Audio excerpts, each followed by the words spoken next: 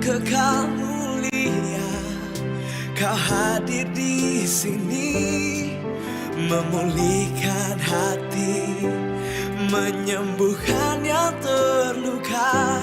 Ku kan tenang bersamamu Bapa. Mengalir kuasa dari tempat maha tinggi, Bapa kekal mulia, Kau hadir di sini, memulihkan hati, menyembuhkan yang terluka. Ku kan tenang bersamamu Bapa.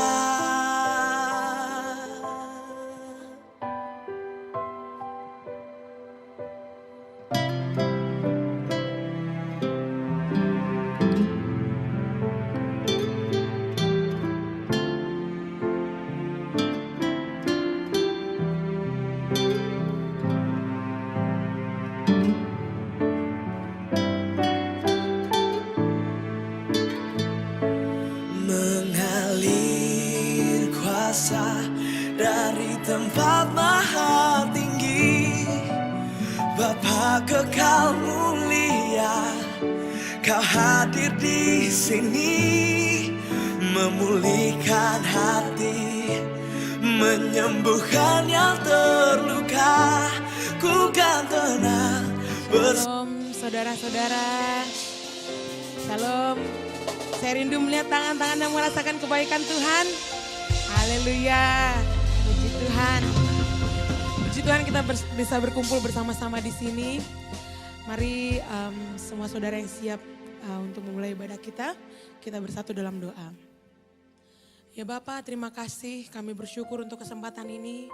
Pagi hari ini Tuhan kami bisa berbakti bersama-sama saudara kami Tuhan Yesus, untuk meninggikan nama-Mu Tuhan, menaikkan syukur kami karena penyertaan-Mu yang sungguh luar biasa dalam hidup kami. Tuhan, kami tidak mau sia-siakan kesempatan ini Tuhan, Kau memberikan yang terbaik bagi Engkau Tuhan hari ini. Terima kasih ya Tuhan, terima kasih. Dalam nama-Mu saja kami berdoa dan mengucap syukur. Haleluya. Amin. Amin. Haleluya. Tuhan kita sungguh teramat baik. Kasih setianya tidak berkesudahan, selalu ada buat kita, menggandeng kita di setiap langkah kita. Terima kasih Tuhan.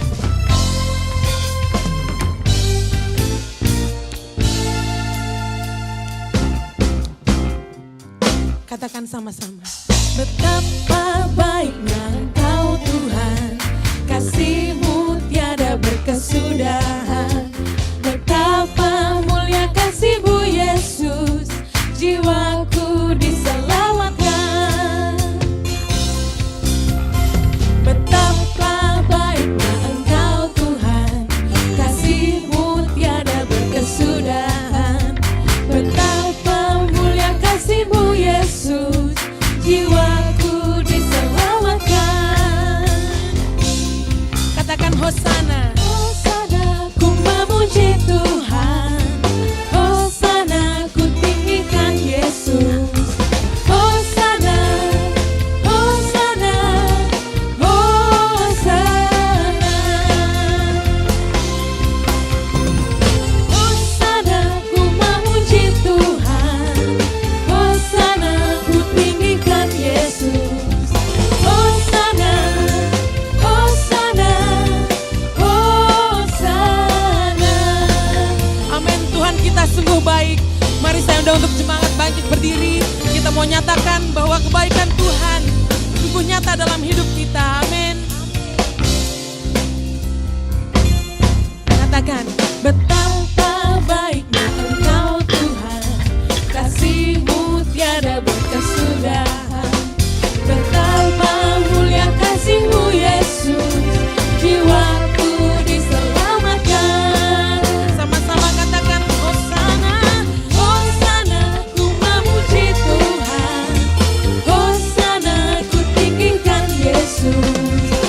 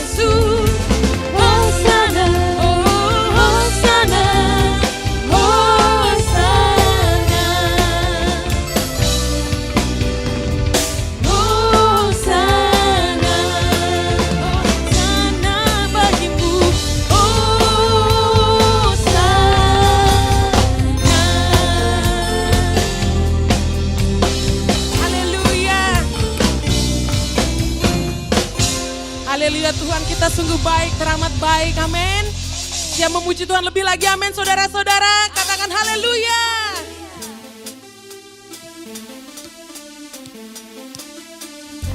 Tuhan kita, kesetiaannya seperti perisai dan pagar tembok. Amin.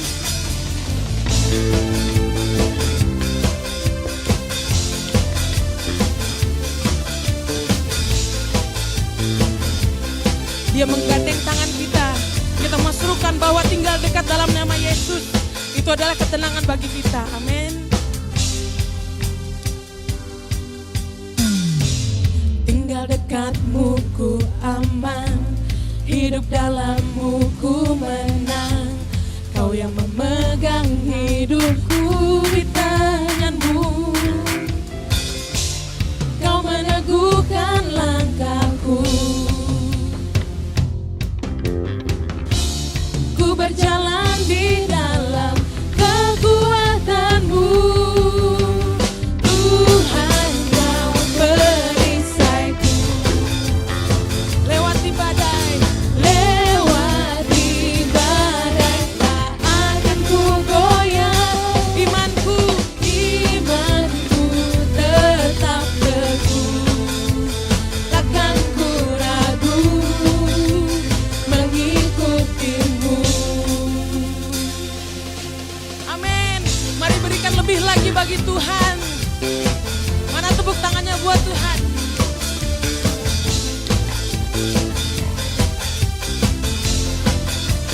Katakan tinggal dekatmu. Tinggal dekatmu ku aman, dan hidup dalammu ku menang. Kau yang memegang hidupku di tanganmu. Kau meneguhkan langkahku. Ku berjalan di dalam kekuatan-Mu. Tuhan, Kau perisaiku. Lewati badai tak akan ku goyah. Imanku tetap teguh. Takkan ku ragu mengikutimu.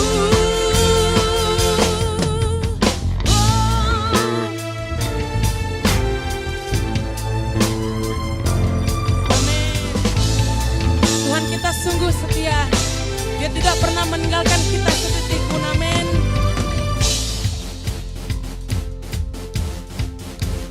Kau meneguhkan langkahku, dan kami berjalan bersama Tuhan. Ku berjalan di dalam kekuatan-Mu. Kekuatan-Mu. Oh, Tuhan, Kau perisaiku. Amin.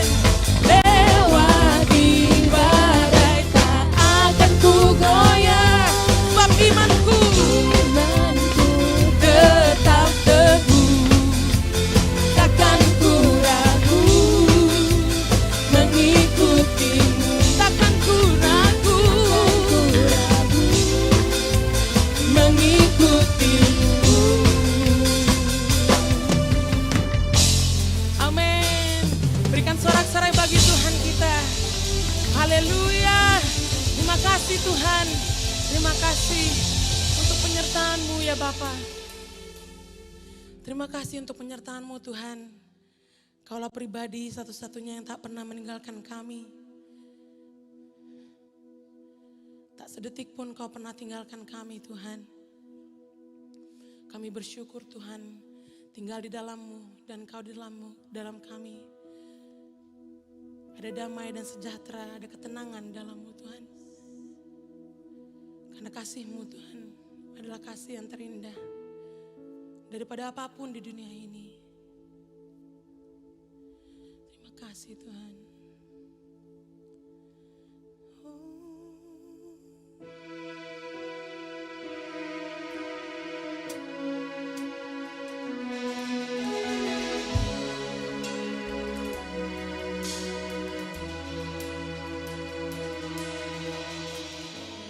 Kau Bapa Tak pernah sedetik kau tinggalkan diriku. Hatiku teguh di dalam janjimu sampai ku melihat kuasamu. Karyamu sempurna, ajaib dan mulia, penyertaanmu buktikan kasihmu kepadaku. Ku agungkan Engkau, Yesus termulia, kasihmu terindah selamanya.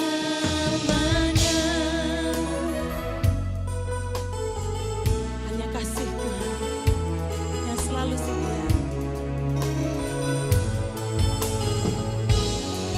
Mari naikkan pujian ini sama-sama. Kau Bapa yang setia, tak pernah sedetik kau tinggalkan diriku. Terima kasih Tuhan. Hatiku teguh di dalam janjimu sampai ku melihat kuasamu. Karyamu sempurna, ajaib dan mulia, penyertaanmu buktikan kasihmu kepadaku. Ku agungkan Engkau, Yesus termulia, kasihmu terindah selamanya. Angkat tanganmu, serahkan. Ku tetap berharap di dalam kesesakan. Ku tetap percaya. Yes, walau tak melihat. Sebab kami yakin Tuhan, sebab ku yakin Karyamu sempurna, ajaib dan mulia, penyertaanmu buktikan kasihmu kepadaku. Ku agungkan Engkau, Yesus termulia, kasihmu terindah. Karyamu sempurna, ajaib dan mulia, penyertaanmu buktikan kasihmu kepadaku. Ku agungkan Engkau, Yesus termulia, kasihmu terindah, kasihmu terindah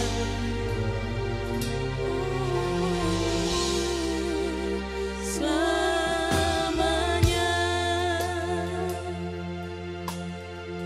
benar Tuhan.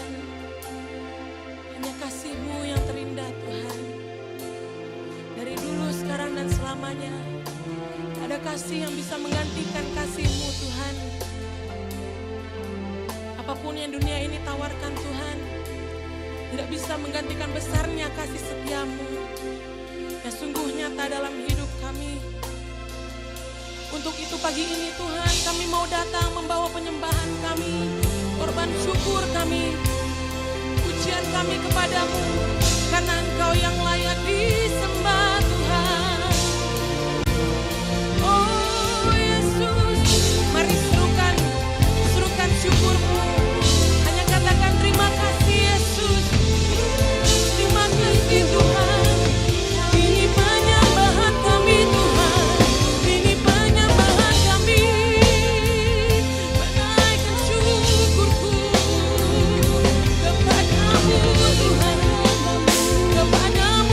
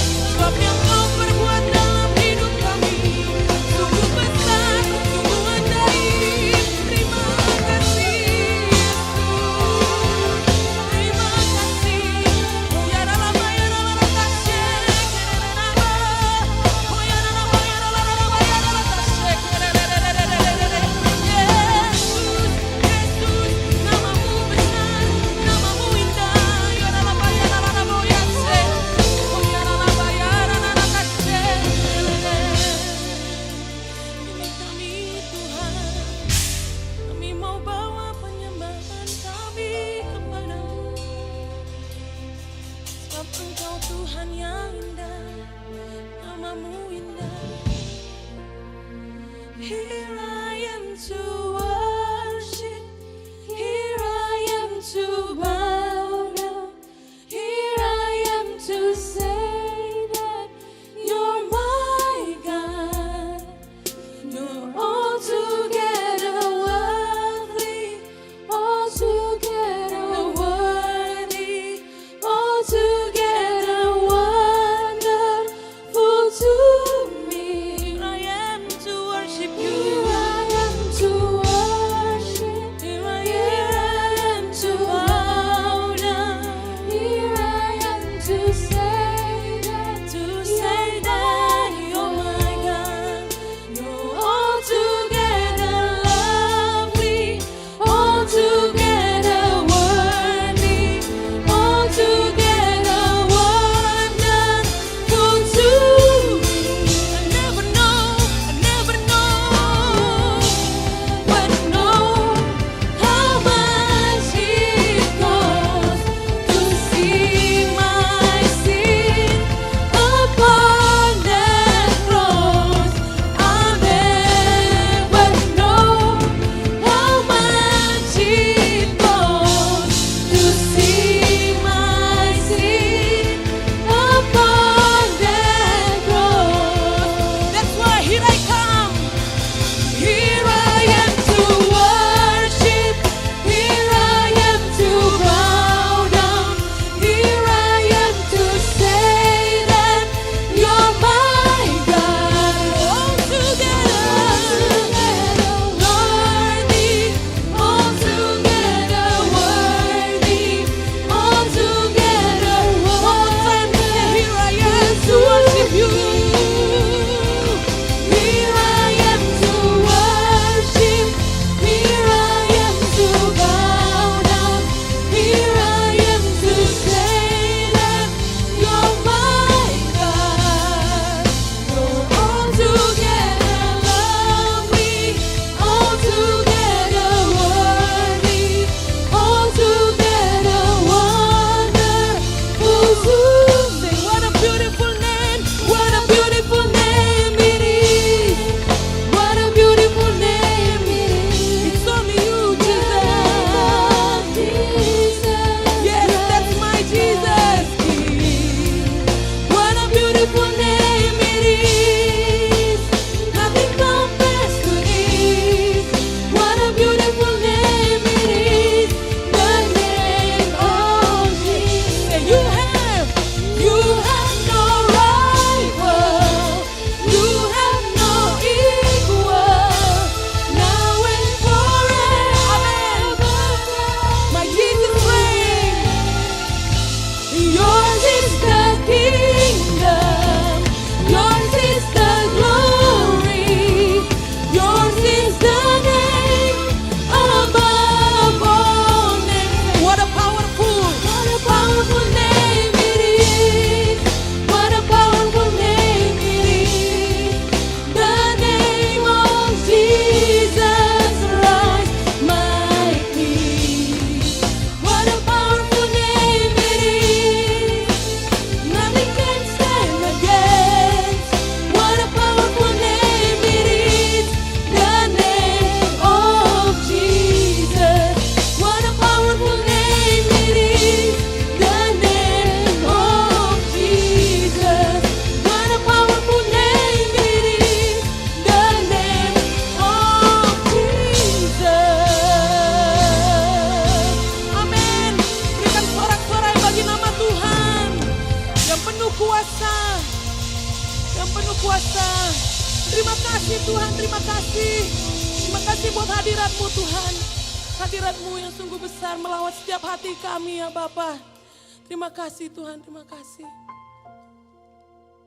Begitu besar pengorbanan-Mu, begitu besar yang Kau lakukan bagi hidup kami. Terima kasih Tuhan. Kami tahu kadang kami berdosa Tuhan, tapi Engkau selalu setia Tuhan. Setia menggandeng kami, menuntun kami Tuhan. Terima kasih ya Tuhan, terima kasih. Kami siap Tuhan Yesus untuk mendengarkan sebagian dari firman-Mu dalam nama Tuhan Yesus. Kami berdoa mengucap syukur, haleluya. Amin. Mari saudara dipersilakan duduk kembali, kita akan mendengarkan Voice of Pentecost.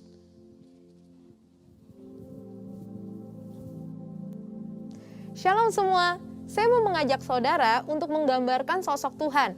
Apa yang ada di benak saudara? Laki-laki atau perempuan? Banyak dari kita pasti akan menggambarkannya sebagai sosok laki-laki, bukan perempuan. Rasanya jarang sekali sosok Tuhan digambarkan sebagai seorang ibu dan seringkali digambarkan dengan maskulinitas seorang bapak. Tapi tahukah Anda bahwa sebetulnya Tuhan itu tidak bergender? Dia bukan laki-laki ataupun perempuan. Menurut Yohanes 4 ayat 24, Tuhan adalah roh. Akan tetapi, dalam penulisan Alkitab yang didasarkan pada budaya bangsa Israel yang patriarkal, disitulah Tuhan digambarkan sebagai sosok laki-laki, yaitu sebagai raja dan bapa. Saat mengekspresikan dirinya, Yesus pun mengajarkan gerejanya sebagai mempelai wanita dan dia sebagai mempelai pria. Tujuannya adalah untuk menunjukkan bahwa Israel menyembah Allah yang benar, yang memelihara dan membela. Berbeda dari bangsa-bangsa di sekeliling mereka yang menganut kebudayaan pagan dan kebanyakan mengambil sosok dewi-dewi untuk disembah. Walaupun iman dasar kekristenan percaya bahwa Yesus adalah putra dari Allah Bapa dan ini mengandung makna maskulinitas. Akan tetapi, Tuhan juga digambarkan sebagai seorang ibu. Di dalam Yesaya 66 ayat 12-13, Tuhan berkata, "Kamu akan menyusu, akan digendong, akan dibelai-belai di pangkuan, seperti seseorang yang dihibur ibunya. Demikianlah aku ini akan menghibur kamu." Semua implikasi tersebut bukan untuk membedakan nilai, hak, dan martabat laki-laki dan perempuan. Di hadapan Tuhan, kita semua adalah setara, yaitu sebagai pembawa gambaran Tuhan. Demikian pula dalam gereja dan pelayanan. Tuhan memberi tempat kepada perempuan. Banyak contoh dalam Alkitab yang menunjukkan perempuan dihormati dan dipercaya untuk memimpin, mengajar, dan bernubuat. Dalam pelayanan Yesus, ia juga menghilangkan diskriminasi terhadap kaum perempuan dan penyalahgunaan otoritas laki-laki. Yesus menjadi sahabat perempuan dan mendorong perempuan untuk memberitakan Injil. Yesus pun memuji, membela, dan menyelamatkan perempuan yang seringkali direndahkan. Gereja kita pun konsisten mengikuti ajaran Tuhan, di mana perempuan dapat diangkat sebagai gembala, guru, worship leader, pengkhotbah, dan sebagainya.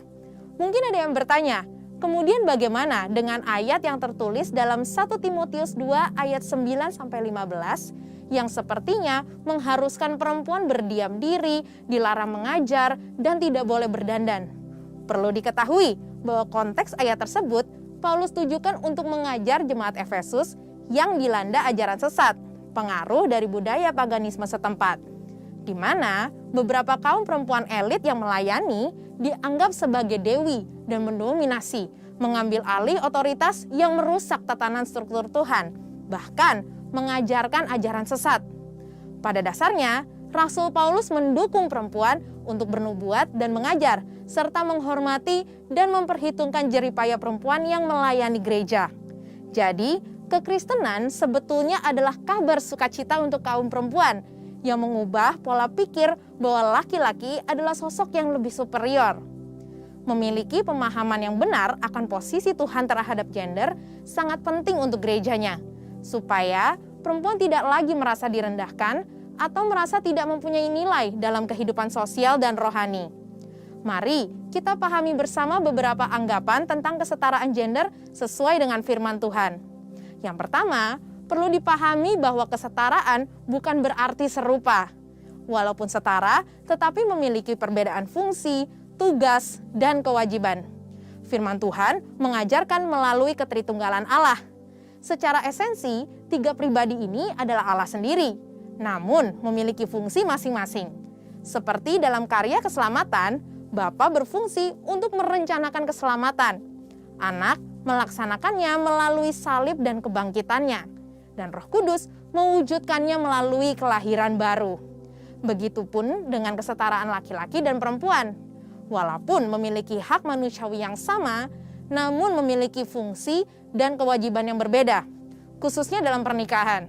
Laki-laki dengan maskulinitasnya sebagai kepala yang berkewajiban memenuhi kebutuhan keluarga dan memberi perlindungan. Sedangkan perempuan dengan karunia lemah lembutnya berfungsi sebagai penolong yang memelihara keluarganya dan membantu mewujudkan rencana keluarga. Yang kedua, pahami bahwa penundukan diri tidak menjadi tanda nilai status yang lebih rendah. Umumnya, dunia memiliki pemahaman ketika seseorang tunduk pada otoritas yang lebih tinggi, artinya orang tersebut punya nilai status lebih rendah. Padahal nyatanya, penundukan diri adalah ekspresi ketaatan dan penghormatan. Meskipun Yesus sama derajatnya dengan Bapa, ia tetap tunduk pada perintah Bapa dan menjadi satu kemuliaan bagi Allah. Perempuan sebagai penolong laki-laki bukan berarti lebih rendah derajatnya.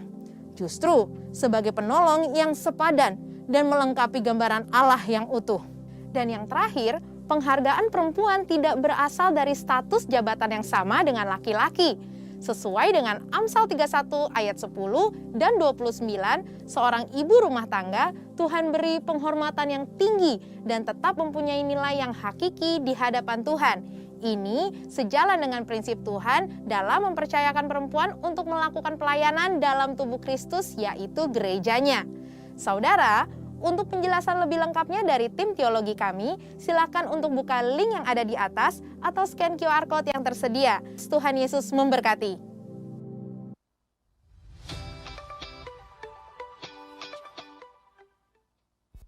Our praise and worship team is looking for vocalists and musicians who are keen to join the ministry.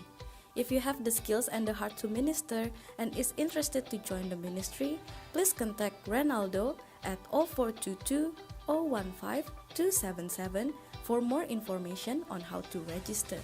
We will be holding our on-site Good Friday service on Friday, 15th of April 2022 at 5 p.m. There will be live performance from the Messengers, the choir team, and performance from children of the Kids Army. Live stream will continue to run on our YouTube page. On-site Sunday service will continue to run twice a week. The Indonesian services will be held at 8:30 a.m. and 11 a.m. Next Gen Sunday service will run at 11 a.m. and Sunday school is also running as usual. Live stream will continue to be accessible through our YouTube page. Prayer Tower is running as usual. Please find the scheduled times on the screen.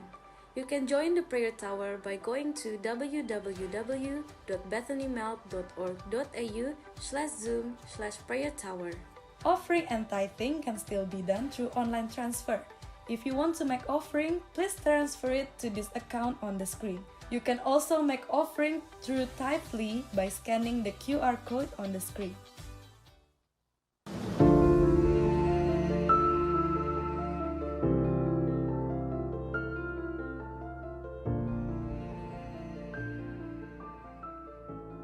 Laos adalah sebuah negara terletak di bagian utara semenanjung Indochina, memiliki populasi sebanyak 7,4 juta jiwa.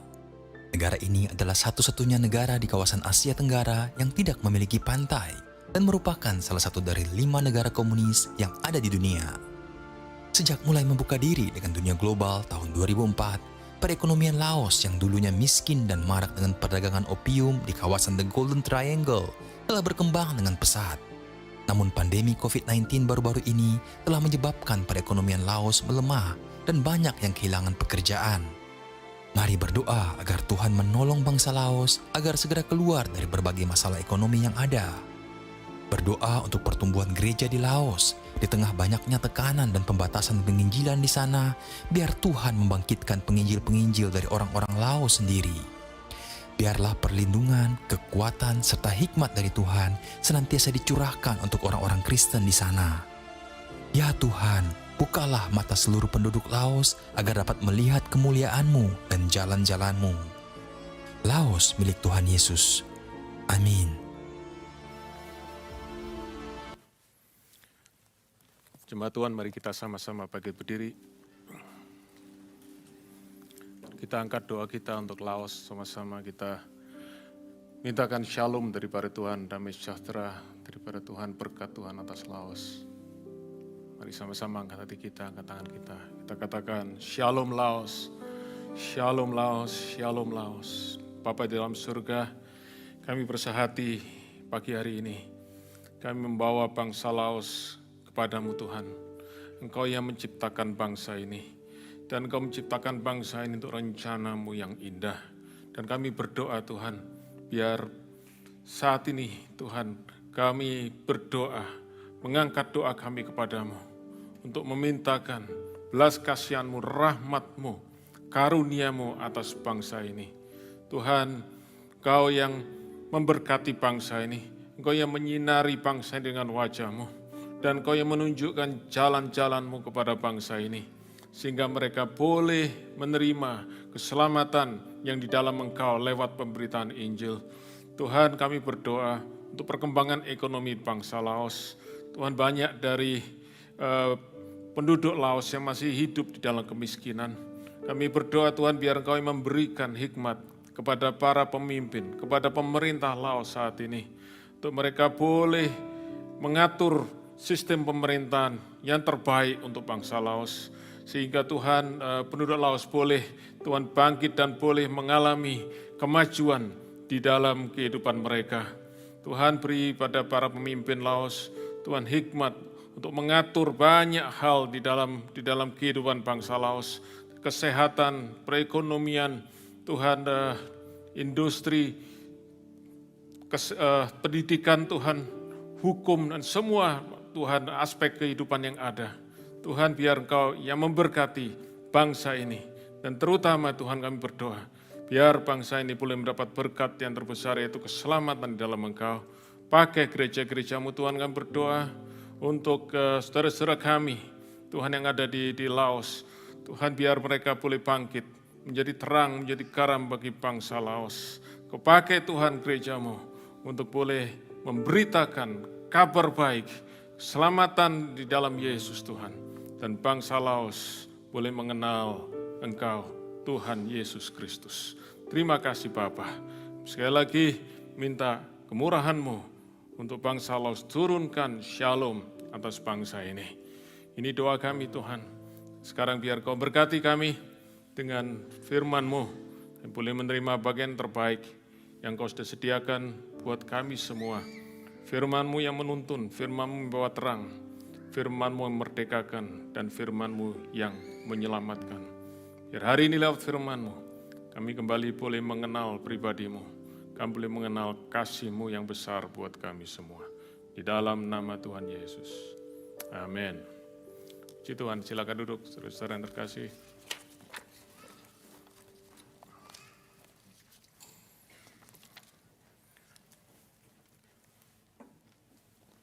Mari kita buka Alkitab kita di dalam kitab Mazmur, pasal yang ke-32. Kalau saudara hadir terus dalam ibadah dan mengikuti ibadah-ibadah di BIC Melbourne, saudara tentu ingat bulan yang lalu, saudara ada satu khotbah sampaikan ya oleh Pastor Danny tentang how to deal with guilt, bagaimana kita menghadapi rasa bersalah dan juga menerima pengampunan dari Tuhan, dan diambil dari Mazmur pasal 32. Dan saudara itu Mazmur yang sangat indah, dan hari ini saya ingin mengajak untuk kita kembali melihat, dan nanti saudara saya ingin kita melihat salah satu bagian yang saya ajak saudara untuk merenungkan bersama-sama, dan saya berdoa saudara supaya ini menjadi satu kebenaran yang memerdekakan kita semua, atau saudaraku ini bisa menjadi satu yang saudara pakai untuk melayani orang-orang lain yang membutuhkan. Oke, mari kita baca dulu saudaraku di dalam Mazmur pasal 32, 1-5. Dan hari ini, saudara-saudara, saya beri judul renungan kita, firman Tuhan, judulnya adalah mengampuni diri sendiri. Oke, forgiving ourselves. Oke, Mazmur 32 ayat 1 sampai dengan yang 5. Dari Daud, nyanyian pengajaran. Berbahagialah orang yang diampuni pelanggarannya, yang dosanya ditutupi. Ayat 2 sama-sama. Berbahagialah manusia yang kesalahannya tidak diperhitungkan Tuhan, dan yang tidak berjiwa penipu. Selama aku berdiam diri, tulang-tulangku menjadi lesu karena aku mengeluh sepanjang hari, sebab siang malam tanganmu menekan aku dengan berat. Sumsumku menjadi kering seperti oleh teriknya musim panas. Dosaku kuberitahukan kepadamu, dan kesalahanku tidaklah kusembunyikan. Aku berkata, aku mengaku kepada Tuhan pelanggaran-pelanggaranku, dan Engkau mengampuni kesalahan karena dosaku. Puji Tuhan, saudaraku, Mazmur sangat indah, dan saudara, satu hal yang saya ingin kita semua renungkan. Daud, saudaraku, untuk Daud, hari itu, saudaraku, berkat yang terbesar yang dia terima daripada Tuhan, bukan yang lain. Bukan kekayaan, bukan tahta, bukan kedudukan, saudara, bukan apapun yang lain. Yang dia syukuri hari itu, yang dia, saudaraku, terima sebagai berkat, yang membuat dia berkata, aku ini orang yang diberkati. Oke, how blessed I am. Ya, bahasa Indonesia pakai kata berbahagia, tapi bahasa Inggris pakai kata blessed, how blessed I am. Karena dosaku diampuni oleh Tuhan. Dan saudara, itu adalah satu berkat yang luar biasa. Dan saudara, kita semua membutuhkan namanya pengampunan. Dan di sini Daud berkata, bagaimana kita bisa mendapatkan pengampunan dari Tuhan? Nomor satu, kita jangan menyembunyikan dosa. Kita bawa dosa kepada Tuhan, kita akui. Dan kita boleh, kenapa kita mengakui dosa kita kepada Tuhan? Sebab, saudaraku, kita percaya Tuhan adalah Tuhan yang penuh dengan kemurahan. Tuhan yang berbelas kasihan kepada kita. Nanti, saudaraku, mungkin kita akan baca kembali ayat itu. Tetapi kalau saudara ingat surat 1 Yohanes pasal 1 ayat ke-9, firman Tuhan berkata, jikalau kita mengaku dosa kita, Allah itu setia dan adil, sehingga ia mengampuni dosa kita dan menyucikan kita dari segala pelanggaran kita. Dan saudara, Daud berkata, berbahagialah orang yang dosanya diampuni, yang dosanya tidak diperhitungkan oleh Tuhan. Saudara, pengampunan adalah berkat yang luar biasa, amazing blessing daripada Tuhan. Saya tidak tahu berapa banyak saudara yang merasakan sungguh-sungguh, saudaraku, betapa indahnya, saudaraku, kalau kita merasakan sungguh-sungguh berkat pengampunan daripada Tuhan. Nah, saudara-saudara, ini yang saya ingin kita semua renungkan sungguh-sungguh. Saudaraku, apakah ada sukacita di dalam diri kita waktu kita itu tahu bahwa dosa kita sudah diampuni oleh Tuhan? Nah, saudara-saudara, bicara soal pengampunan, saudara-saudara, itu adalah satu bahasa yang universal. Semua manusia di muka bumi ini, saudaraku, membutuhkan namanya pengampunan. Mengapa? Karena kita tahu, setiap kita, saudaraku, selalu bisa jatuh dalam kesalahan. Ya, sampai ada pepatah berkata, to err is human. Berbuat kesalahan itu adalah manusiawi. Dan setiap kali kita berbuat kesalahan, saudara-saudara, kita tahu setiap kesalahan mengandung konsekuensi. Dan, saudaraku, konsekuensinya seringkali berat, seringkali bahkan, saudaraku, kita tidak sanggup menanggungnya. Dan karena itu, saudara-saudaraku, pengampunan itu jadi begitu berarti. Saudaraku, waktu kita tahu, kita dibebaskan dari, saudaraku, hukuman, dari punishment akibat pelanggaran atau kesalahan yang kita lakukan. Dan itu namanya forgiveness, pengampunan. Siapamu juga, it's a universal language. Tetapi saya ingin, saudaraku, kita melihat lebih dalam lagi, saudaraku, apa artinya pengampunan itu. Ada 3 aspek daripada pengampunan, ya, supaya kita tahu, saudara-saudara, kita bicara tentang pengampunan, saudaraku, ini sesuatu yang sesungguhnya terjadi. Nomor 1, pengampunan itu bicara soal legal aspek. Legal aspek itu adalah aspek hukum. Artinya, saudara-saudara, kalau kita berbuat salah, maka secara hukum, secara objektif, kita itu bersalah, dan kalau kita bersalah, selalu ada konsekuensi. Selalu ada yang namanya hukuman, dan saudaraku, kalau kita sudah bicara penghukuman, punishment, saudaraku, yang paling severe, yang paling, saudaraku, serius, di dalam istilah Alkitab, itu namanya condemnation, penghukuman. Ya, dan saudara-saudara, karena itu pengampunan, nomor 1 adalah membebaskan kita, ya, dari condemnation, membebaskan kita dari penghukuman dosa. Dosa kita tidak lagi diperhitungkan. Dosa kita tidak lagi, saudaraku, dihukum. Dosa kita dibebaskan, saudaraku, ya, seperti seorang yang punya criminal record, saudaraku, dihapuskan. Dan terus saudara, itulah saudaraku aspek pertama daripada pengampunan. Sekali lagi saudaraku, seberapa ini berarti buat kita, bergantung seberapa kita tahu bahwa kita adalah orang berdosa, kita sudah berdosa di hadapan Tuhan. Kalau kita selalu merasa diri kita orang baik, ya kita tidak sempurna, ya kita tidak perfect, tapi kita juga tidak jelek-jelek banget, saudaraku ya. Kita merasa kita tidak pernah punya dosa, sudah kita tidak pernah punya dosa, kita tidak serius di hadapan Tuhan, kita tidak akan merasakan aspek legal ini. Tetapi saudaraku, Tuhan Yesus pernah berikan satu cerita, saudaraku. Pada waktu dia, kalau saudara baca di Injil Lukas pasal yang ke-7, ya, satu kali dia datang ke rumah seorang yang bernama Simon. Ya, dia adalah seorang Farisi. Dan waktu Tuhan Yesus ada di rumah itu, tiba-tiba ada seorang perempuan masuk ke rumah itu, saudaraku ya, nyelonong masuk ke rumah itu, dan saudara-saudaraku mulai mencuci kaki Tuhan Yesus dengan air matanya. Ya, dengan air matanya.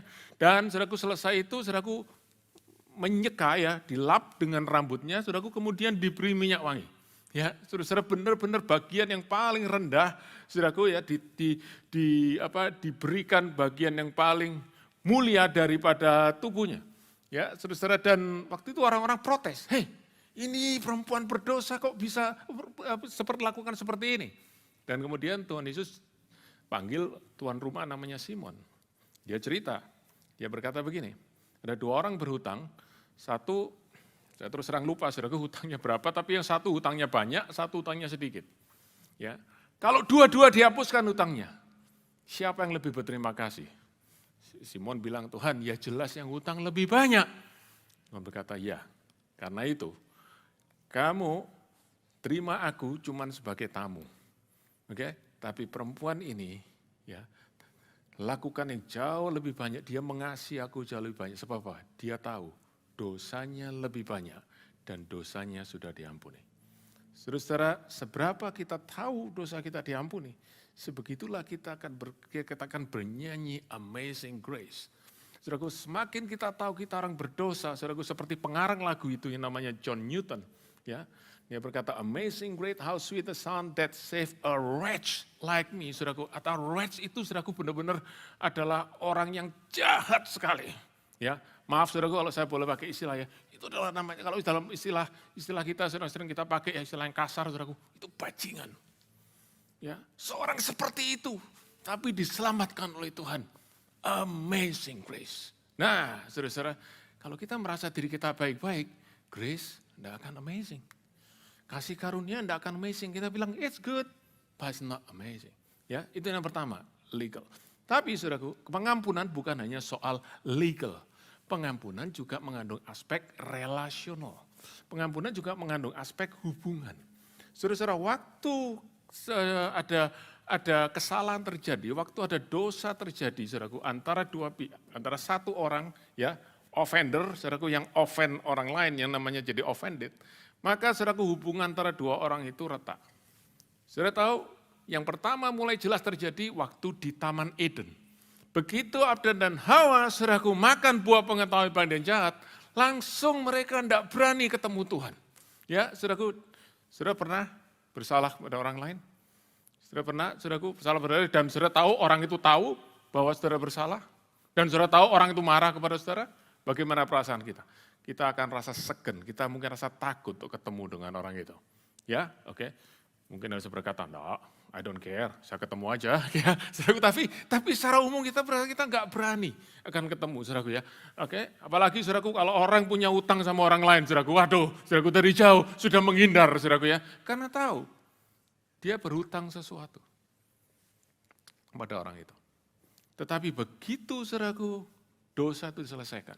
Begitu pengampunan diberikan, begitu dikatakan kesalahanmu, aku tidak ingat-ingat lagi, hutangmu, lupakan semuanya, maka hubungan itu akan jadi pulih. Tuhan berkata saudaraku lewat Nabi Yesaya di Yesaya 59, ya, ayat yang kedua, ayat pertama dan yang kedua. Ayat pertama berkata begini, sesungguhnya tangan Tuhan tidak kurang panjang menolong, telinganya tidak kurang tajam untuk mendengar doamu. Tetapi yang merupakan pemisah antara engkau dan Allahmu ialah segala dosamu. Jadi dosa itu saudaraku bukan hanya mengandung unsur legal, bukan hanya saudaraku yang membuat kita bersalah secara legal, tapi merusak hubungan kita dengan Tuhan. Karena itu saudaraku, forgiveness, pengampunan daripada Tuhan, itu memulihkan kembali saudaraku, hubungan kita dengan Tuhan. Dan itu sebabnya salib Kristus, di mana dosa kita diampuni, dosa kita, hukuman dosa kita dibayar oleh Tuhan. Itu juga yang mengembalikan hubungan kita dengan Allah. Sehingga kita tahu Allah sekarang mengasihi kita. Kita boleh datang kepada Allah. Saudara-saudara, kalau kita seringkali, saudaraku pakai istilah ini, mari kita masuk dalam hadirat Tuhan. Mari kita mendekat kepada Tuhan. Saudara tahu kenapa kita bisa mendekat kepada Tuhan? Kita bisa mendekat kepada Tuhan karena satu. Karena salib Kristus, karena darah Kristus sudah memulihkan hubungan kita dengan Tuhan. Saudara, sebab itu saya selalu berkata, yang membuat kita bisa masuk dalam hadirat Tuhan, itu bukan karena kita menyanyi, bukan karena kita worship, tapi karena darah Yesus. Worship kita tidak bisa membuat kita layak ketemu dengan Tuhan. Tapi karena dosa kita sudah diampuni. Karena saudaraku, darah Yesus sudah menutup dosa kita. Dan Allah berkata, I do not count your sin anymore. Kita bisa berkata, Lord, I come to you. Dan kita menyanyi, Lord, I come to you. Thank you that I can come to you, enter your presence. Ya, jadi relational. Nah, ada unsur yang ketiga, saudaraku, yaitu namanya unsur personal. Nah, unsur personal ini adalah di mana kita secara pribadi, oke? Yang pertama itu legal, objektif di luar. Yang kedua, relational antara kita dengan pihak lain. Dan yang ketiga saudara, adalah di dalam diri kita sendiri.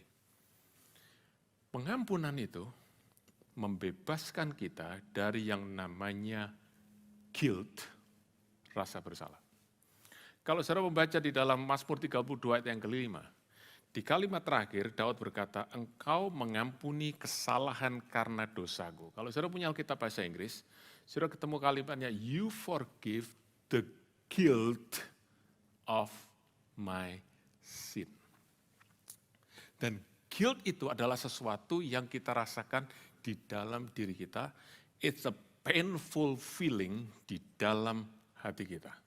Nah, saudaraku, Daud merasakan guilt itu ya, rasa bersalah itu, yang dia ungkapkan di dalam ayat yang keempat. Saudara bisa lihat Alkitab saudara. Dikatakan, siang malam tanganmu menekan aku dengan berat. Dia merasa ada perasaan yang tertekan, saudaraku ya. Guilt itu membuat kita punya perasaan yang tertekan, saudaraku. Sesuatu yang membuat kita terus, saudaraku, dikejar, sesuatu yang menghantui kita, dan itu namanya guilt. Saya mau cerita dulu kepada saudara-saudara. Guilt itu ya, atau guilty feelings itu ya, itu saudaraku sebenarnya adalah sesuatu yang baik dan sesuatu yang benar, dan itu adalah kemurahan Allah kepada kita semua. Dia memberikan guilt itu di dalam hati nurani kita, dalam conscience kita, untuk memberi kepada kita alarm, memberi kepada kita peringatan. You have done something wrong. Bukan untuk membuat kita depres, tapi untuk membuat kita cepat berbalik kepada Tuhan dan bertobat. Jadi saudaraku, kalau saudara tahu pain, saudara bisa rasakan pain ya, saudara semua sakit ya. Saudara bisa coba cubit tangan saudara, sakit kan ya? Kalau saudara berkata, enggak kok, saudaraku, saudara perlu periksa ke dokter. Ya, hati-hati saudaraku ya. Oke? Jadi saudaraku, di bagian tubuh kita ini ada syaraf perasa yang seringkali menimbulkan pain. Dan saudara tahu, pain itu, sakit itu seringkali melindungi kita. Kalau saudara pegang panci yang panas, saudara begitu pegang, saudaraku, langsung saudara rasakan pain, saudara rasakan sakit, saudara lepas lagi. Supaya apa? Tangan saudara tidak terbakar. Tangan saudara tidak leleh kena panci yang panas. Ya. So thank God for the pain and thank God for the guilt. Sebab kalau tidak ada guilt itu, saudaraku, kita akan terus-menerus berbuat dosa sambil tertawa. Saudaraku, tanpa kita tahu kita sedang menuju kepada kebinasaan. Sebab upah dosa ialah maut. Jadi saudaraku, kita mesti bersyukur, saudaraku, kalau Tuhan berikan itu. Nah, tetapi saudaraku, dan waktu Allah mengampuni kita. Waktu kita sungguh-sungguh menerima pengampunan Allah. Dan kalau kita sungguh-sungguh mengerti kita sudah diampuni. Satu yang terjadi adalah guilt itu akan hilang. Ya. Dan digantikan dengan namanya peace, bahkan a joy of forgiveness. Kita akan merasakan itu. Jadi, saudara-saudara, itu adalah suatu yang indah tentang pengampunan. Nah, tetapi saya mau bicara, sudah lebih jauh, hari ini saya mau fokus, saya mau crop tentang aspek yang ketiga, yaitu personal atau tentang guilt ini. Karena saudara-saudara di dunia ini banyak sekali orang yang terus hidup dikejar, dihantui, diikat, saudaraku, dengan yang namanya guilt atau guilty feeling. Sesuatu yang mereka sesali, suatu saudaraku yang mereka terus tidak bisa lepas dari kesalahan yang mereka sudah lakukan, bahkan satu yang mereka sudah lakukan bertahun-tahun lamanya. Saya tidak tahu apakah saudara mengalami seperti itu. Dan saudara-saudara, bagaimana saudara bisa tahu bahwa kita hidup dalam guilt? Saudara-saudara, pernahkah saudara malam-malam saudara terbangun dari tidur saudara dan saudara langsung rasa ingin menangis? Karena saudara ingat satu kesalahan yang fatal, yang saudara rasa itu fatal, saudara bisa lakukan. Saudara pernah ada, saudara rasakan saudara selalu menyalahkan diri saudara. I've done something wrong, I've done something wrong. Oke, bahkan saudaraku tanpa sadar, saudara mulai lakukan namanya, saudaraku self-abuse verbal, verbal self-abuse. Saudara mulai abuse diri saudara, kata kamu goblok, gitu. Kamu ini bodoh benar, bodoh. Saudaraku, kalau perlu ditambahin saudaraku dengan keplakin kepala sendiri, bodoh, saudaraku pukul dada. Saudaraku, itu semua menunjukkan bahwa kita hidup di dalam guilt. Dan banyak saudaraku, orang Kristen ya yang punya pengakuan seperti ini. Saya tidak tahu saudaraku, apakah saudara punya seperti ini. Saya tahu Tuhan sudah mengampuni saya. Saya percaya betul Alkitab berkata, dosamu sudah diampuni. Saya tahu darah Yesus sudah menyucikan dosa. Saya tahu Tuhan sudah mengampuni, saya tahu. Tapi saya masih terus punya guilt di dalam hati saya.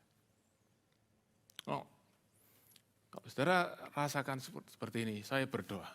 Dan saudara juga berdoa. Biar firman Tuhan hari ini membebaskan kita semua. Terus saudara,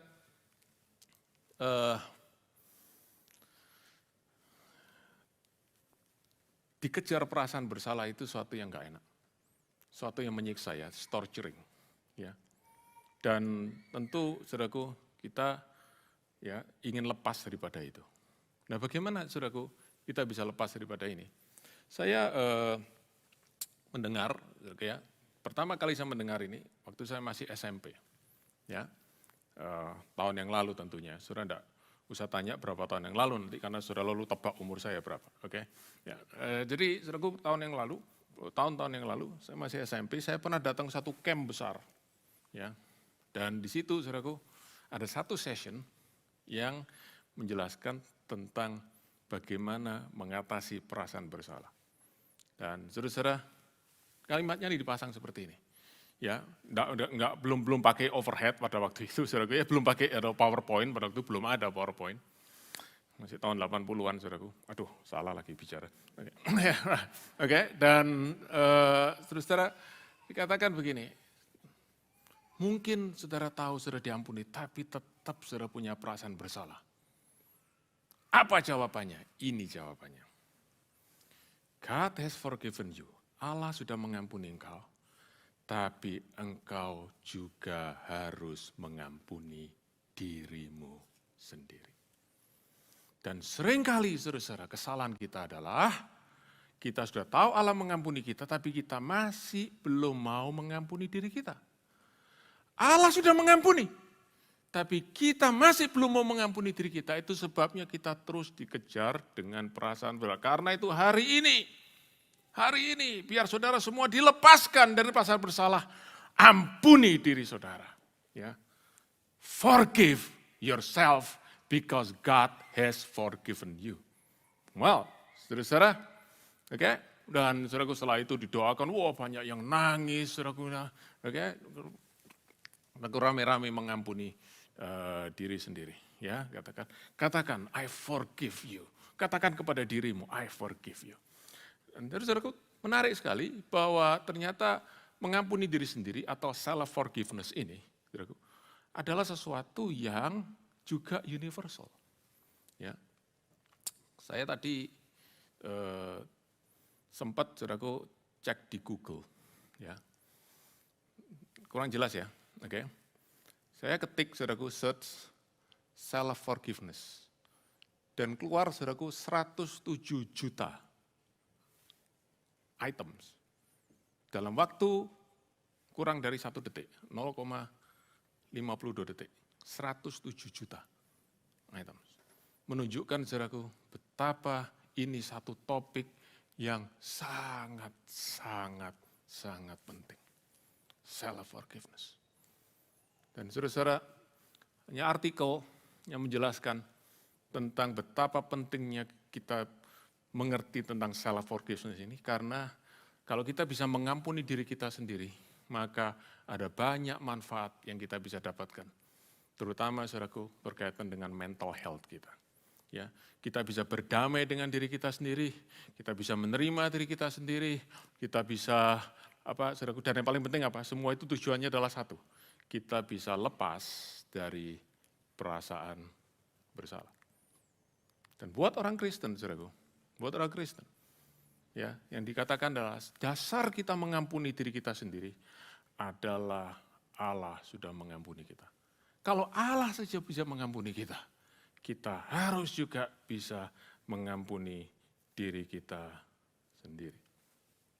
Dan saudara-saudara, pertanyaannya adalah begini. Apa yang Alkitab katakan tentang self-forgiveness? Ya, kebenaran apa yang kita bisa dapatkan dalam Alkitab tentang forgiving ourselves, mengampuni diri sendiri, atau self-forgiveness? Nah, saya ingin sampaikan pada saudara-saudara. Di dalam Alkitab, saudaraku, tidak ada satu ayat pun yang mengajar kita tentang self-forgiveness. Baik secara eksplisit maupun secara implisit. Tidak ada satu ayat pun. Saya sudah mencari, saudaraku, saya sudah search, ya. Saya ketik, saudaraku, self-forgiveness Bible verse. Dan keluar, saudaraku, cukup banyak ya website, ya, tulisan-tulisan tentang ayat-ayat Alkitab tentang self-forgiveness. Tapi tidak ada satupun ayat disebutkan tentang bagaimana kita itu mengampuni diri kita sendiri. Ayat-ayatnya adalah bagaimana Allah mengampuni kita. Ayatnya adalah kita harus mengampuni orang lain. Kita harus saling mengampuni. Dan itu semua benar. Tetapi tidak ada satupun ayat yang berkata kita harus mengampuni diri kita sendiri. Mengapa, saudara? Karena self-forgiveness itu bertabrakan dan bertentangan dengan kebenaran dan pengertian tentang forgiveness di dalam Alkitab. Oke? Di dalam Alkitab. Kalau kita lihat, saudara, dalam Alkitab, apa artinya forgiveness itu? Kita harus mulai dulu, saudaraku, tentang aktornya. Di mana ada pengampunan, saudaraku, selalu ada dua pihak. Harus ada dua pihak.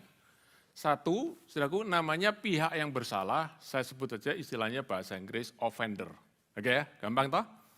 Yang kedua adalah pihak yang disalahin, ya, yang kita sering sebut victim, atau kita lebih gampang supaya lebih uniform, offended. Jadi ada offender, the offender, ada the offended. Selalu ada dua pihak. Oke? Nah, offender melakukan offense, kesalahan terhadap offended. Ya, yang melukai, menciderai, ya, membuat sedih dan lain sebagainya. Nah, pengampunan hanya bisa diberikan oleh orang yang offended terhadap offender.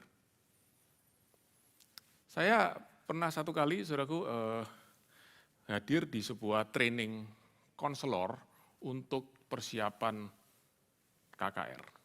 Ya, disiapkan kan selalu perlu konselor ya, saudaraku ya, pembimbing nanti kalau ada jiwa-jiwa baru, saudaraku yang baru percaya Yesus. Nah di training itu saudaraku saya duduk, lalu yang trainernya saudaraku ya, yang mengajar sesi konseling itu, mulai dengan kalimat seperti ini.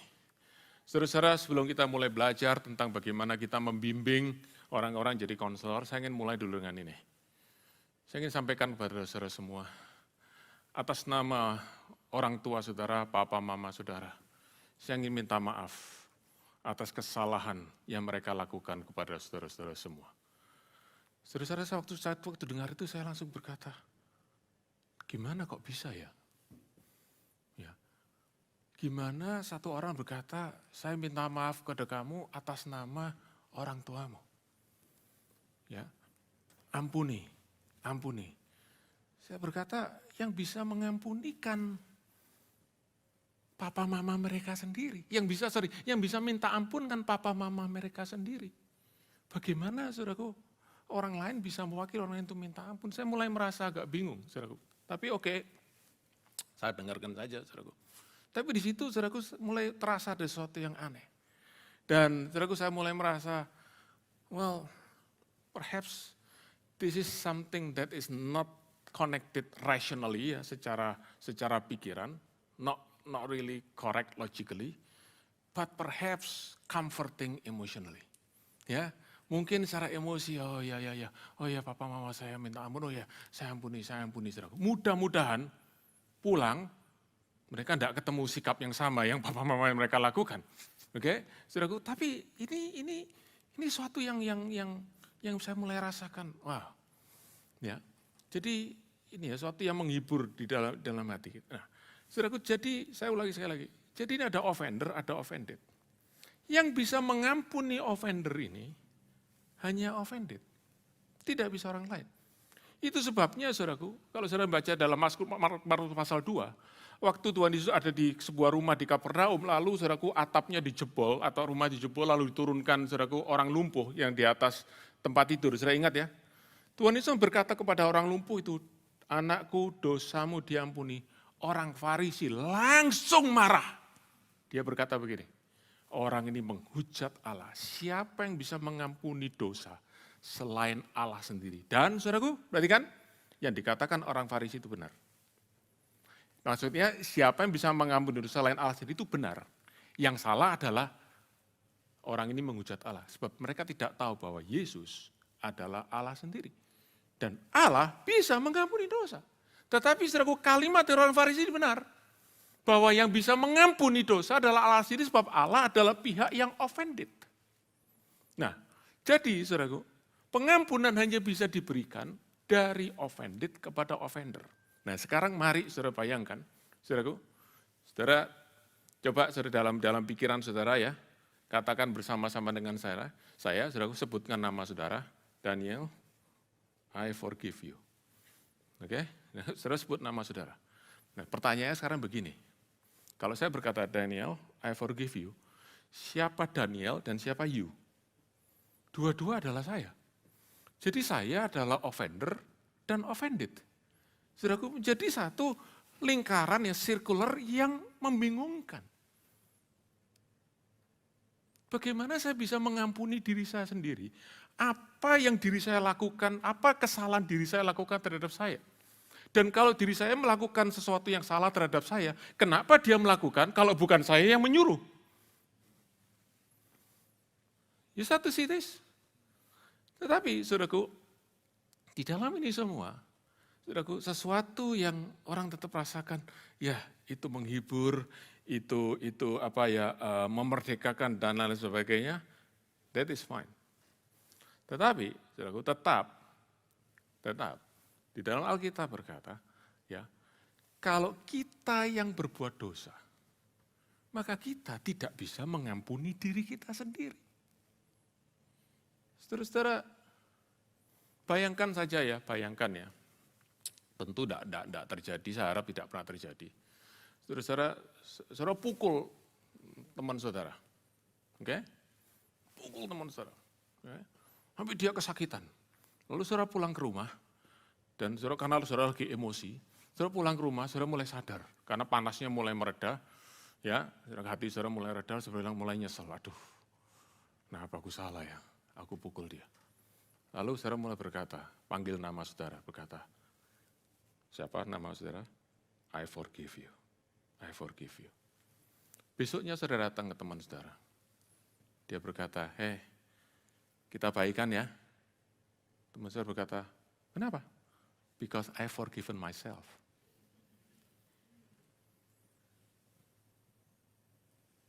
Can you do it? Tidak bisa, saudara. Karena yang offended, hanya yang offended yang bisa mengampuni offender. Saudara tidak bisa mengampuni diri saudara sendiri sebab saudara tidak bisa bersalah kepada diri sendiri, sebab saudara yang bersalah.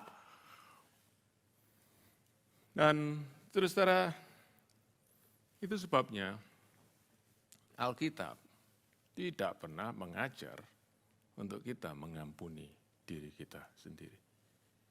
Alkitab cuma mengajar kita perlu diampuni. Diri kita perlu diampuni. Nah, saya ingin saudaraku perhatikan kalimat ini ya. God has forgiven you, but you also need to forgive yourself. Tuhan sudah mengampuni engkau, tapi engkau perlu mengampuni dirimu sendiri. Kalau enggak, engkau enggak bisa bebas dari guilty feeling. Artinya begini, saudara, perhatikan ya. Artinya begini, pengampunan Tuhan tidak cukup untuk membebaskan saudara dari perasaan bersalah. Saudara harus menambah pengampunan daripada Tuhan dengan pengampunan saudara sendiri. Kalau saya mau perdalam, saudaraku, berarti grace daripada Tuhan, kasih karunia daripada Tuhan tidak cukup untuk menghapus kesalahan saudara. Saudara perlu menambah your own grace. Dan saudara, segala sesuatu yang kita tambahkan kepada kasih karunia Allah akan meniadakan kasih karunia itu sendiri. Dan saudara, kalau saudara melayani orang yang merasa seperti ini ya, saya tahu Tuhan sudah mengampuni saya, tapi saya masih terus merasa bersalah.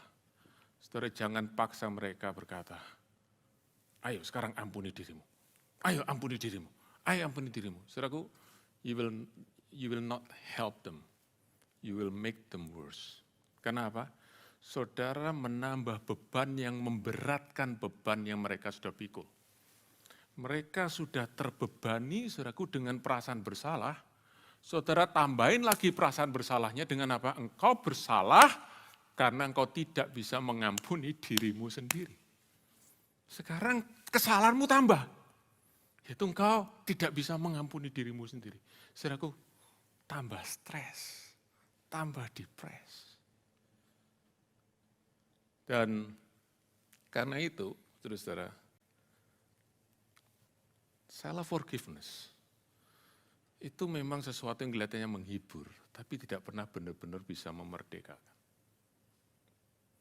Dan seringkali, saudaraku, pada akhirnya, orang justru berkata seperti ini, I know that God has forgiven me, but I still cannot forgive myself.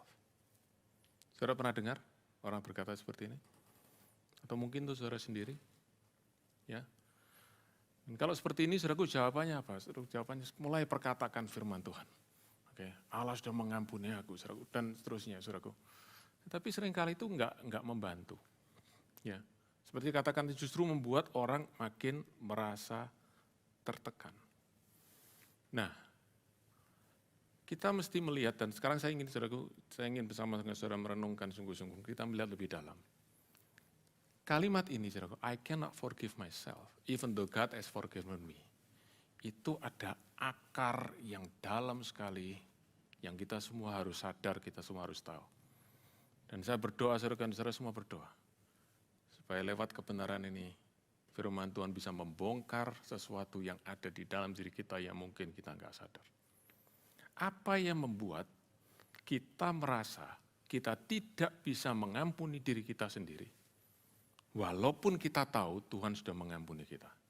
Ada 4 hal. Nomor 1, Penyebab pertama adalah overrated self-image, hidden pride, and narcissism. Ya, citra diri, rasa diri berharga yang berlebihan, kesombongan yang tersembunyi, dan rasa cinta diri yang berlebihan. Kita merasa diri kita begitu baik, saudara, sehingga waktu kita berbuat salah, kita tidak bisa menerima keadaan itu. Kita menolak keadaan itu bukan saya, aku enggak seperti itu, aku ini orang baik. Dan saudara-saudara, aku tidak mungkin bisa bikin kesalahan seperti itu. I cannot believe I did it. Saudara pernah ada merasakan seperti itu? Dan saudaraku bertahun-tahun bilang, how can I do that? How can I do that? Saudaraku, kata how can I do that berarti aku ini sebenarnya orang baik loh. Dan kita tidak pernah sadar, saudaraku, siapa diri kita. Kita tidak pernah sadar, saudaraku, siapa sebenarnya, apa nature daripada kita.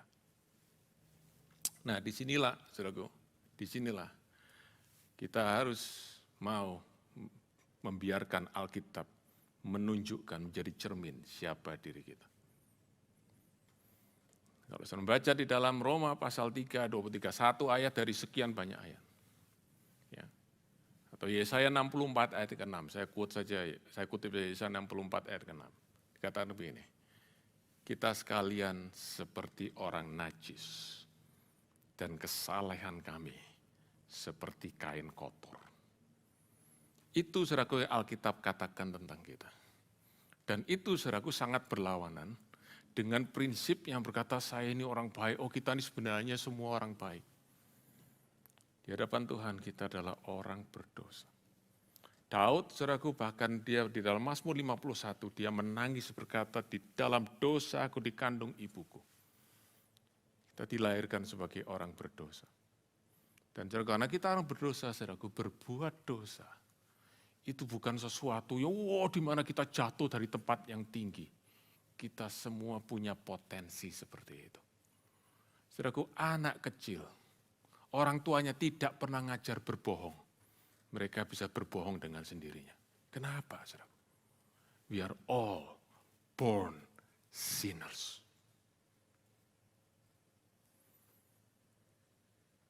Dan waktu kita menolak itu, maka kita berkata, kalau saya berbuat dosa itu suatu yang eksepsional. Kalau saudara ngerti statistik, itu outliers. Itu benar-benar perkecualian. Saya sebenarnya tidak seperti itu.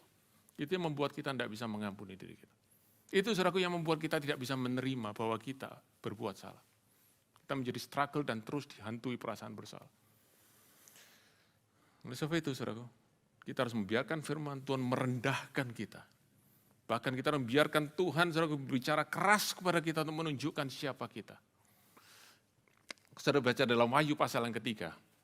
Tuhan berkata kepada jemaat di Laodikia, demikian. Engkau berkata, ya dia mulai dengan ayat 16, aku tahu segala pekerjaanmu. I know you inside out. Okay? I even know you better than you know yourself. Engkau berkata engkau ini kaya, engkau memperoleh kayaanmu dan engkau tidak kekurangan suatu. Padahal engkau tidak sadar, engkau ini melarat, celaka, miskin, buta, dan telanjang. Saudara lihat ya, wretched, pitiful, poor, blind, and naked. Saudara tahu, ini kan statementnya sangat humiliating ya. Saudaraku, Tuhan tuh kok menghina bener ya jemaat Laodikia ini. Saudaraku, tapi Tuhan bukan menghina. Saudara tahu artinya menghina adalah saudaraku merendahkan seorang lebih rendah daripada derajat mereka. Tapi Tuhan tidak berkata, jemaat Laodikia, kamu mesti melek dan kau tahu bahwa inilah keadaanmu yang sebenarnya. Tuh cuman kesombonganmu membutakan engkau dari tahu keadaanmu yang sebenarnya. Sehingga engkau tidak pernah tahu bahwa engkau membutuhkan namanya forgiveness, engkau membutuhkan namanya the grace of God. Saudara-saudara, kalau saudara sulit mengampuni diri saudara, saudara merasa saudara sulit mengampuni diri saudara sendiri, saudara mesti kembali kepada salib Kristus yang menunjukkan siapa kita sebenarnya di hadapan Tuhan. Hanya waktu kita tahu kita orang berdosa, maka kita akan berhenti berkata, I need to forgive myself. Kita akan berkata, I need God's forgiveness. Yang kedua, ada idolatry yang tersembunyi dari yang namanya self-righteous standard. Saya tahu Tuhan sudah mengampuni saya, tetapi saya tetap merasa saya ini gagal. Saya tetap merasa saya ini bersalah. Kenapa? Karena standar kebenaran saya lebih tinggi daripada standar kebenarannya Tuhan. Dan saya belum bisa hidup seperti standar yang saya tahu saya harus hidup. Saudara-saudara, ini problem yang kedua. Yang saudaraku, di mana kita tuh menuntut diri kita untuk memenuhi requirement tertentu, dan kita terus gagal di situ. Dan kita berkata, walaupun Tuhan mengampuni saya, tapi saya tetap gagal, dan karena itu, ya Tuhan mengampuni saya boleh, tapi I'm still bad. I'm still a failure.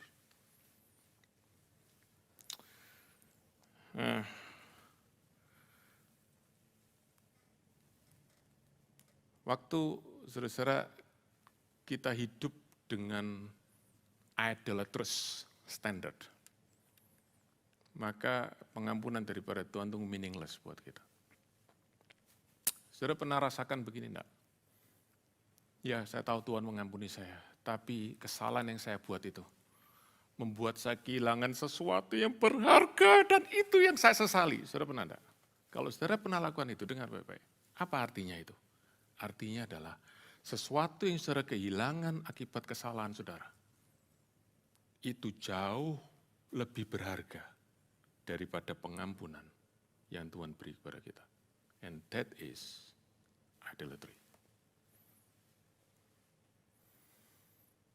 Saya kehilangan sesuatu, hancur sesuatu yang sebenarnya saya bisa dapatkan kalau saya tidak melakukan kesalahan itu. Dan saudara tidak bisa move on dari situ. Berarti sesuatu itu adalah idol di dalam hati saudara. Dan saudara-saudara, karena itu kita tahu sebenarnya ada akar dosa yang lebih dalam waktu kita berkata, I cannot forgive myself. Dan Rasul Paulus berkata demikian. Apa yang dahulu kuanggap keuntungan, standar yang aku capai dalam hidup, sekarang kuanggap rugi. Kenapa? Sekarang aku tahu standar yang tertinggi sudah aku dapatkan di dalam Kristus. Bukan karena usahaku, tapi karena Kristus yang memberikan dari kasih karunia yang ku cuma terima dengan iman. Saudara-saudara, berkat apa yang saudara masih kejar dalam hidup ini? Kalau ada yang lain yang selain Tuhan yang saudara masih kejar dalam hidup ini, saudara, satu waktu saudara bisa masuk di dalam guilt. Waktu saudara kehilangan, saudara lakukan kesalahan yang membuat saudara kehilangan yang saudara kejar dalam hidup ini. Pengampunan daripada Tuhan, keselamatan daripada Tuhan. Oh, engkau diangkat menjadi anak-anak Allah. Allah menerima engkau, itu semua tidak ada artinya sebab idol itu lebih penting daripada Allah di dalam kehidupan kita, di dalam hati kita. Yang ketiga, mengapa kita tidak bisa mengampuni diri kita? Karena kita mengambil tempat yang harusnya milik Allah, yaitu sebagai hakim yang adil. Kita sekarang mau jadi hakim atas diri kita sendiri. Kita mau main hakim sendiri atas diri kita. Dan itu sebabnya saudaraku, walaupun kita sudah berkata, kalau kita berkata Tuhan, aku datang kepadamu, ampuni dosaku, dan saudaraku waktu kita datang kepada Tuhan. Tadi saudaraku 1 Yohanes pasal 1 ayat 9 berkata, kalau kita mengaku dosa kita, Allah itu setia dan adil. Dia mengampuni kita dari segala dosa kita dan menyucikan kita dari segala pelanggaran kita. Dan Allah berkata, your sins are forgiven, your sin is forgiven, dosamu sudah diampuni. Kita mesti berkata, no, belum. Waktu kita berkata belum, itu kita sudah menjadi hakim atas diri kita sendiri. Kita sudah mengambil tempat Allah yang adalah hakim yang adil. Dan saudara-saudara, sekali lagi kita melihat ada satu dosa yang tersembunyi, yaitu kita mau menjadi tuan atas diri kita sendiri. Sehingga kita yang menentukan kita ini benar atau salah, kita sendiri yang menentukan. Apa yang Tuhan katakan enggak terlalu penting buat kita. Dan itu yang membuat kita terus bisa dihantui, dikejar oleh perasaan bersalah. Rasul Paulus berkata di dalam 1 Korintus pasal 4 ayat 3 dan 4, dia berkata gini, aku tidak akan membiarkan diriku diadili oleh pengadilan manusia. Dan ini bukan pengadilan legal ya, oke ya. Tapi dia bicara pengadilan, bicara soal bagaimana engkau dinilai orang lain ya. Aku tidak akan mau dengar penilaian orang lain. Bahkan aku tidak menghakimi diriku sendiri. Hakimku adalah Tuhan. Dan dia berkata, karena Tuhan sudah berkata, you are righteous. Maka aku berkata, I am righteous. Aku tidak akan terus mengukur-ngukur seberapa baik aku. Aku berkata, Lord, if you say I'm righteous, your verdict, keputusanmu itu yang ku dengar. Dan aku akan hidup menurut keputusanmu, bukan menurut keputusanku sendiri. Saudara-saudara, kita mesti merendahkan diri. Turun dari tahta pengadilan di mana kita menjadi hakim. Dan biarkan Allah yang menghakimi kita. Dan disitulah kita bisa menerima kasih, karunia, kemurahan daripada Allah. Yang keempat, yang terakhir. Mengapa kita tidak bisa mengampuni diri kita sendiri, saudaraku? Ya, kalaupun kita percaya, saudaraku, ada pengampunan kepada diri sendiri. Itu karena kita tidak bisa mengerti, kita belum bisa memahami. Yang saya sampaikan di awal tadi. Dalamnya pengampunan yang Allah beri kepada kita. Saudara-saudara, saya cuma ingin sampaikan kepada saudara semua. Kita perlu sungguh-sungguh berdoa. Dan saya tidak akan pernah berhenti untuk mengajak saudara semua sungguh-sungguh. Seek the revelation of the cross of Christ. Minta terus pewahyuan akan salib Kristus. Karena disitulah kita bisa melihat dalamnya pengampunan yang Allah beri kepada kita. Saudara perhatikan kalimat ini sekali lagi. Aku tahu Allah sudah mengampuni aku, tapi aku masih belum bisa mengampuni diriku sendiri. Artinya apa, saudaraku? Pengampunan yang Allah beri itu jauh lebih murah daripada pengampunan yang aku berikan dalam diriku sendiri. Kita tidak pernah bisa mengerti berapa mahal dan berapa dalam pengampunan daripada Tuhan. Kenapa demikian, saudaraku? Kalau kita urut dari nomor 1, nomor 2, nomor 3 tadi, puncaknya ada di sini. Karena kita tidak pernah tahu seberapa berdosa kita dan seberapa besar konsekuensi dosa itu. Kita selalu merasa kalau Tuhan mengampuni kita itu gampang. Karena dosa kita itu kecil. Tapi saudara tentu ingat tadi ada pujian yang kita naikkan, Here I am to worship. Ya, saudara ingat bridge-nya, kata apa? I never know how much it costs to see my sin upon the cross.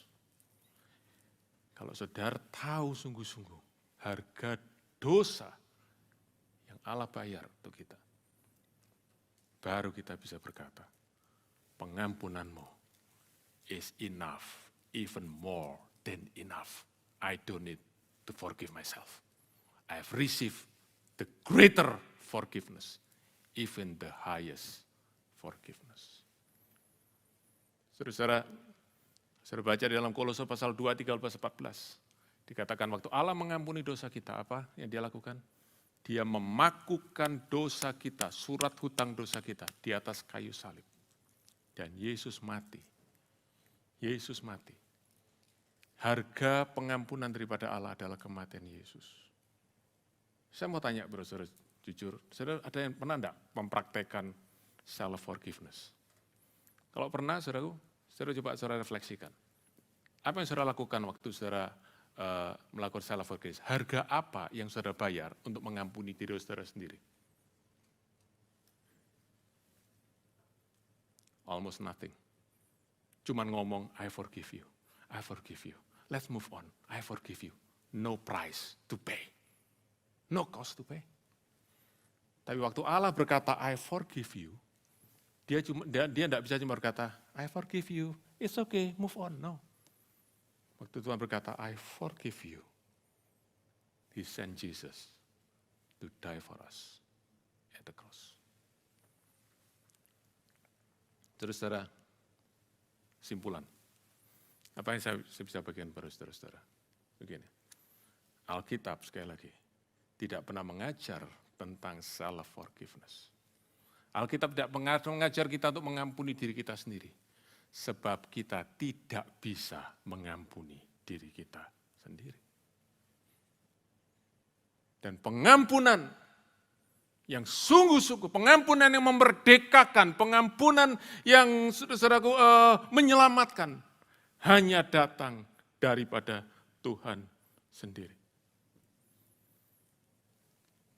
Kalau saudara mau menerima pengampunan daripada Tuhan, saudara lari kepada salib Kristus. Waktu engkau punya perasaan bersalah, engkau lari kepada salib Kristus, engkau tunjukkan, saudaraku, biar Tuhan tunjukkan siapa diri kita. Biar Tuhan hancurkan saudaraku kebanggaan diri kita. Tuhan hancurkan kesombongan yang tersembunyi dalam diri kita. Tuhan hancurkan saudaraku berhala-berhala idol yang ada dalam diri kita. Tuhan hancurkan standar-standar yang kita buat. Dan kita saudaraku tidak lagi menjadi hakim atas dari diri kita. Kita merendahkan diri dan berkata, aku orang yang perlu diampuni. Kita saudaraku tidak menjadi forgiver of ourselves. Kita menjadi orang yang perlu diampuni. We need forgiveness. Lalu kita bisa bersorak, I am forgiven. Jangan pernah coba-coba jadi forgiver for yourself. Because only God can be the forgiver of ourselves. Haleluya. Saudara-saudara, karena itu ide daripada self-forgiveness ini, walaupun kedengaran bagus kelihatan saudaraku menghibur hati kita. It's all centered on I. Fokus dalam diri kita. Kita mesti bertobat. Kita fokus kepada Tuhan. Saya mau tutup saudaraku dengan bait yang ketiga. Saudara tahu lagu It Is Well With My Soul? Ya, It Is Well With My Soul. Saudaraku, saya ingin kita lihat bait yang ketiga. Setelah itu kita akan berdoa. Berkata begini, my sin, oh the bliss of this glorious thought. Okay? Dosaku, okay? Waktu aku berpikir, saudaraku merenungkan tentang dosa aku melihat sesuatu yang indah. Yaitu apa? My sin not in part but the whole. My sin, dosaku bukan sebagian tapi seluruhnya. Is nailed to the cross. And, baca sama-sama. And I bear it no more. Dosaku sudah dipakukan di atas salib. Aku tidak mau tanggung lagi beban itu.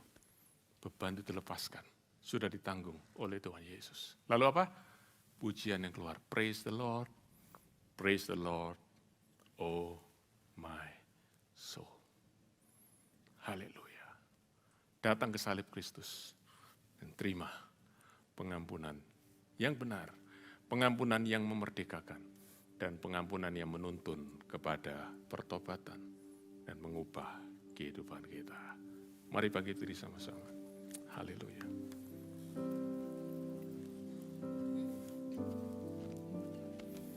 Where would I run but to the throne of mercy? Where would I kneel but at the cross of grace? How great the love, how strong the hand that holds us. Beautiful, so beautiful. Where would I run? Where would I run? But to the throne of mercy. Where would I kneel? But at the cross of grace. How great the love, how strong the hand that holds us. Beautiful, so beautiful.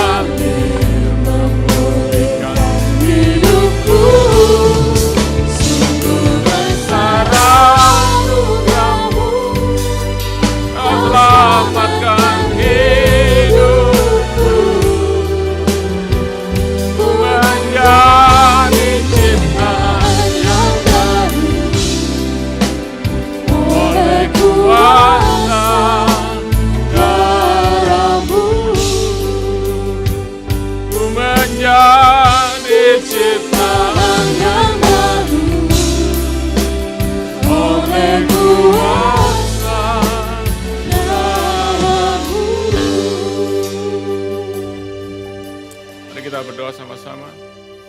Saya berdoa singkat saja. Adakah saudara siang hari ini saudara mendengar firman berkata, Tuhan, aku perlu dilepaskan. Dan aku dilepaskan bukan dengan kekuatanku sendiri. Aku sudah coba untuk meyakinkan diriku, aku mengampuni diriku, tapi things will never get better. Aku justru makin tertekan, karena aku sekarang bertambah satu kegagalan lagi. Bukan hanya aku gagal di dalam dosaku, tapi aku gagal mengampuni diriku. Sekarang aku mau lari kepadamu. Di situ aku dapat kelepasan. Di salibmu, I am set free. Saya berdoa untuk saudara semua. Saudara boleh angkat tangan saudara di hadapan Tuhan. Haleluya. Di tempat saudara saja. Saudara datang kepada Tuhan berkata, Lord, now I'm back to your cross. Aku mau kembali kepada salibmu. Aku tahu disitulah keselamatanku, disitulah kebebasanku, disitulah kelepasanku. Set me free. Set me free. Haleluya. Bapa dalam surga, setiap tangan terangkat, bahkan setiap hati yang ada di tempat ini, hamba berdoa, wahyukan salib Kristus buat kami semua. Supaya kami boleh melihat siapa diri kami. Rendahkan diri kami di kaki salib-Mu ya Tuhan. Kami merasa kami masih berhak mengampuni diri kami, Tuhan. Kami tidak punya hak untuk mengampuni diri kami sendiri. Kami butuh diampuni. Biar kami boleh melihat siapa diri kami sebenarnya. Kami orang berdosa yang seharusnya dihukum. Kami orang berdosa yang tidak layak di hadapan-Mu. Kebenaran kami seperti kain kotor. Tetapi kami sekarang memandang salib-Mu, Yesus, yang sudah menjadi kotor, menjadi dosa, ganti kami. Supaya kami boleh dibenarkan. Dosa kami diampuni. Hutang dosa kami dibebaskan. Kami kembali boleh menikmati relasi dengan Allah. Dan kami boleh dimerdekakan dari guilt yang menyiksa kami, yang menghantui kami. Tuhan, kami berdoa, biar kami boleh mengalami seperti Raja Daud, mengalami sukacita keselamatan, sukacita pengampunan, itu boleh ada atas kami.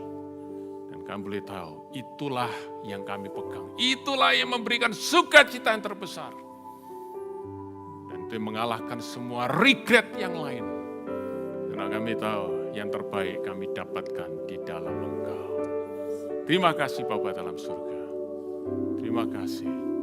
Terima kasih untuk kemurahan-Mu.